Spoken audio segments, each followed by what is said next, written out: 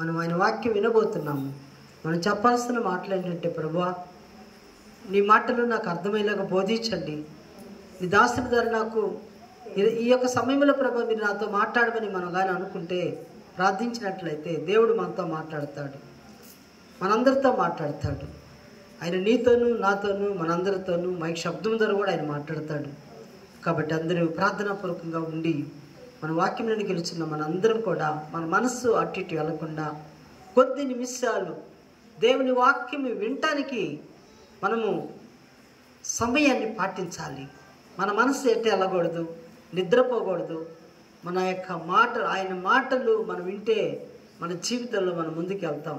మనకున్న రోగాలు పోవాలి అంటే, మనకున్నటువంటి బాధలు నివారణ కావాలి అంటే మనం ఆయన మాటలు వినాలి. ఆయన చెప్పాడు కదా, నా వాక్యం నిన్ను బ్రతికించును అని ప్రభు చెప్పినప్పుడు ఆ మాటలు మన హృదయంలో ఉంటే మనకి ఏ రోగం కూడా రావటానికి వీలు పడదు.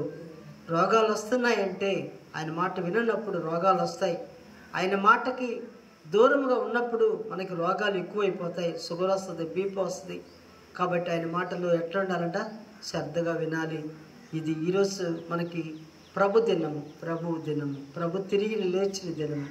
దేవుడు ఒక మాట చెప్పాడు ఆజ్ఞాపూర్వకముగా, మీరు 6 రోజులు మాత్రమే పని చేసుకోండి. ఈరోజు ఎవ్వరు ఇళ్లలో ఉండకూడదు. ఇది నేను మీకు కేటాయించినటువంటి దినం, ఇది ప్రభు దినము. కాబట్టి ఈ దినాన మనం ప్రార్థన చేసుకొని వాక్యాలను గెలుచుండగా మనందరం ప్రార్థన పూర్వకంగా ఉండాలని తెలియజేస్తూ వాక్యం శ్రద్ధగా వినాలి. కొన్ని నిమిషాలైనా మాటలు మన హృదయంలో తీసుకోవాలి. ఆయన ఏం మాట్లాడతాడు కూడా మనతో ఆ మాటలు మనము విని వాటిని ఉపయోగించుకొని వాటి ప్రకారంగా చేయవలసిందిగా నేను కోరుకుంటున్నాను. ప్రార్థన చేసుకున్నాం.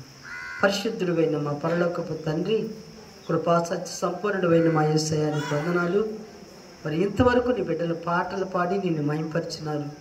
దేవా, నీ వాక్యం నన్ను గెలిచిన నన్ను నీ సిలువ సట్టున మరుగు చేసుకొని నేను కాకుండా మీరుండి మాట్లాడమని, నీ బిడ్డలకు అర్థమయ్యేలాగా మీరే బోధించమని అడుగుతున్నాను. ఇంకా రావాల్సిన బిడ్డలను త్వరగా తీసుకుని రమ్మని అడుగుతున్నాను తండ్రి. స్తోత్రం, స్తోత్రం, స్తోత్రం.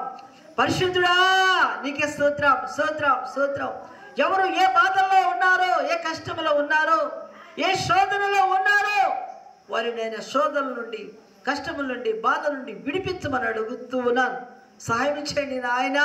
నా సన్నిధికి మీరు రండి, నేను మీతో మాట్లాడతానని చెప్పావయ్యా. మాతో మాట్లాడండి అయ్యా. మధ్యాహ్న సమయంలో నాతో, మీతో, అందరితో మాట్లాడయ్యా.